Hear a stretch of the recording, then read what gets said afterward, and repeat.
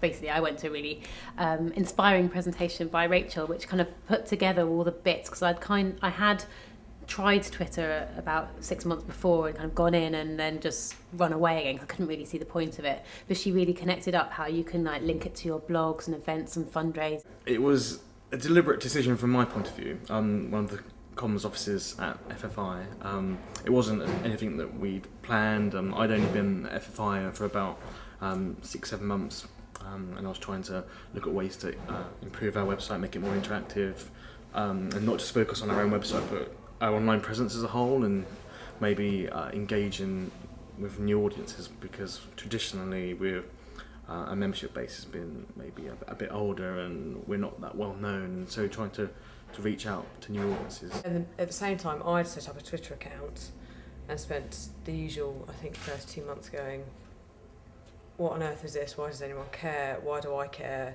what anyone else is doing?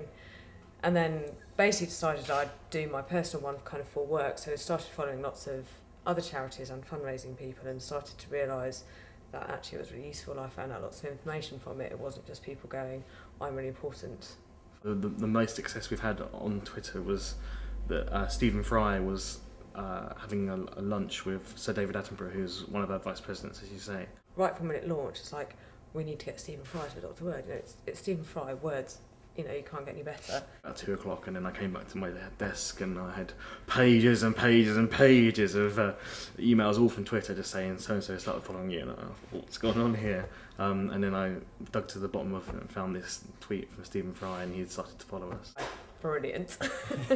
I'm very much kind of person who, if I see something useful to somebody, I want to give it back to them, and that's a very, very valid currency on Twitter.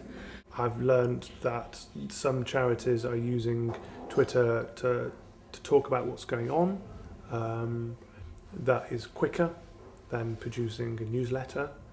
That doesn't seem to be passed through 4 different sub-editors before it gets out there. Since the 23rd of June, I've got to about 450 followers now, and I'm very vigilant on making sure that I've got followers that are relevant to what I'm looking at and what I'm looking for. I'm also going to do an email to all the staff in my office to say, if anyone does Twitter, please come and meet, so we can have our own tweet up, internal tweet, if that's the, and so we can all share information and teach each other. What I think the challenge is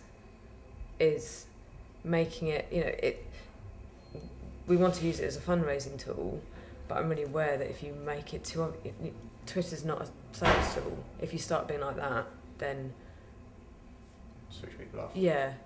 So maybe at the next tweet-up, one of the slides will be yours. Yeah, that would be great. That would be great to see how we've progressed, and if it works for us, and if we understand it, and if the people who are our supporters, volunteers, service users, and etc., if they use it.